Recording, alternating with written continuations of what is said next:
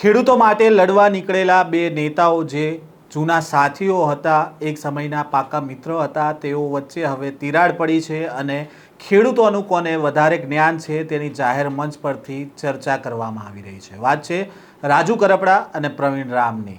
જાહેર મંચ પરથી પ્રવીણ રામ અને રાજુ કરપડાએ એકબીજાને શું કહ્યું છે તેની વાત કરીશું આ વિડીયોમાં। વૈષ્ણવજન તો તેને કહીએ જે પીડ પરાઈ જાનાને રે। નમસ્કાર, નવજીવન ન્યૂઝમાં આપનું સ્વાગત છે। હું છું જયંત દાફડા।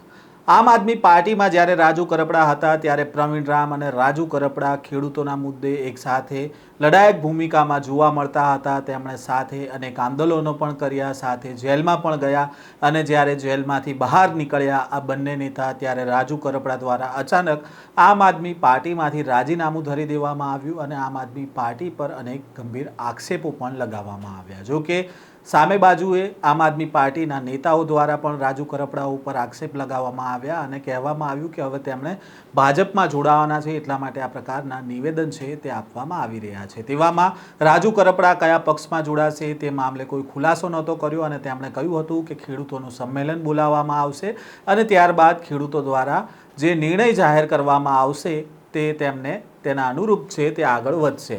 તાજેતરમાં જ સુરેન્દ્રનગરમાં રાજુ કરપડાની એક ખેડૂત સભા યોજાઈ હતી અને આ ખેડૂત સભામાં રાજુ કરપડા જાહેર મંચ પરથી કહી રહ્યા હતા કે તેમણે જ્યાં જાય ત્યાં ખેડૂતો સાથે છે કે નહીં એ પ્રકારનો હુંકાર ભર્યો હતો અને બીજી બાજુ જે સભામાં લોકો હતા તેમણે પણ કહ્યું હતું કે રાજુ કરપડા જ્યાં જાય ત્યાં તેમની સાથે જોડે ઊભા રહેવાના છે। તો બીજી બાજુ આ કાર્યક્રમમાં જ રાજુ કરપડા દ્વારા તેમના જૂના સાથી જે એક સમયના પાકા મિત્ર હતા એવા પ્રવીણ રામ પર નિશાન સાધ્યું અને કહ્યું કે પ્રવીણ રામ છે તેમને ખેડૂતોની કંઈ ખબર નથી પડતી, સહાયોની તેમને ખબર નથી પડતી અને તેમણે હજી બાલ મંદિરમાં છે તે પ્રકારનું નિવેદન આપ્યું હતું અને આ નિવેદનને લઈને જ સામે પ્રવીણ રામે પણ વળતો પ્રહાર કર્યો છે અને કહ્યું છે કે હું બાલ મંદિરમાં છું ત્યાં સુધી સારું છે, કોલેજમાં આવીશ તો પછી હું આ જગ્યા છોડીને જતો રહીશ। આમ જે રાજુ કરપડાએ પક્ષ છોડ્યો તેને લઈને આડકતરી રીતે પ્રવીણ રામે છે તે રાજુ કરપડા ઉપર નિશાન સાધ્યું હતું। પહેલાં તો આ બંને નેતાઓ જે એક સમયના પાકા મિત્ર હતા તે હવે એકબીજા સામે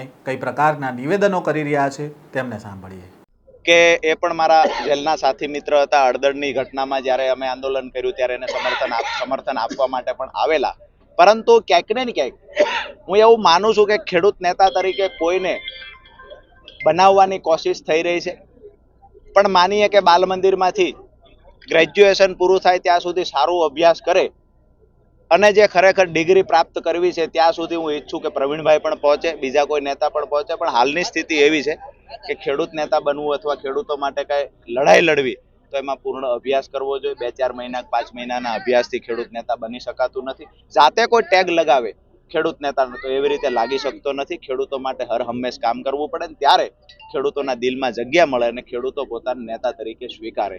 બીજી વાત છે કે આમ આદમી પાર્ટી અત્યારે કિસાન બચાવો યાત્રા કાઢી છે, પણ હું એવું માનું છું કે કાર્યકર્તાનો વિશ્વાસ બચાવો યાત્રા આમ આદમી પાર્ટીએ કાઢવી જોઈએ। મારા એક મિત્રએ ગઈકાલે એક મીડિયાની અંદર બયાન આપ્યું કે ખેડૂતો મુદ્દે પ્રવીણભાઈ રામ તો હજી આંગણવાડીમાં નહીં, પણ શું કીધું, કંઈક સારું કીધું એને, બાલ મંદિરમાં છે।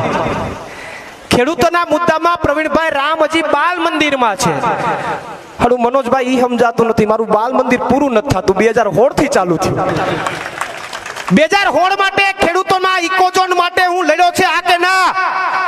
તમારું ઇકોઝોન અત્યાર સુધી અટકીને પડ્યું હોય તો કોના કારણે અટકીને પડ્યું છે?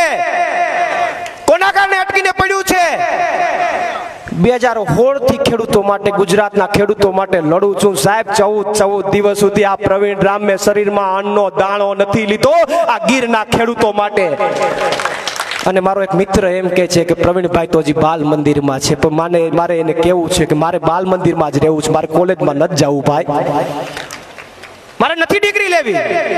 બાલ મંદિરમાં હોય તો બાલ મંદિરના છોકરાઓ છે એના પેટમાં પાપ ન હોય, એ નિષ્પક્ષ ભાવે લોકો માટે કામ કરતા રહી। મારે તમારી વચ્ચે એવું જ રહેવું છે, બાલ મંદિરનો છોકરો બનીને મારે કોલેજનો છોકરો કે ડિગ્રી નથી લેવું, કારણ કે કોલેજના છોકરા કંટ્રોલમાં નથી રહેતા, પછી ભાગી જાય આડાવડા।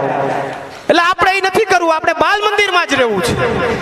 પણ વિશેષ ચર્ચા ન કરતા હું મારા ગામની અંદર આપે સાંભળ્યા રાજુ કરપડા અને પ્રવીણ રામને। આ બંને નેતાઓ હાલ એકબીજા પર આક્ષેપ પ્રતિ આક્ષેપ કરી રહ્યા છે. આ બંને નેતા એક સમયે સાથે આંદોલન કરતા હતા, ખેડૂતોના મુદ્દે સવાલો ઉઠાવતા હતા અને આજે બંને નેતાઓ છે તે કહી રહ્યા છે કે ખેડૂતો વિશે આને ખબર નથી પડતી અને ખેડૂતો વિશે જ્ઞાન પણ આપી રહ્યા છે. હવે જોવાનું રહ્યું કે આ જે નેતાઓ છે ખેડૂતો માટે મોટી મોટી વાતો કરતા હોય છે, ખેડૂતો માટે ગોળી ખાવાની પણ વાતો કરતા હોય છે, પણ ખરેખર જ્યારે ગ્રાઉન્ડ ઉપર આ નેતાઓ ઉતરતા હોય છે અને તેમના ભરોસે જ્યારે ખેડૂતો આવતા હોય છે ત્યારે આપણે એ પણ જોયું છે હળદરમાં કે જ્યારે પોલીસના દંડા ખાવાનો વારો આવ્યો ત્યારે આ નેતાઓ કેવા ભાગી ગયા હતા. હાલ તો બંને નેતાઓ ખેડૂતો માટે વાતો કરી રહ્યા છે.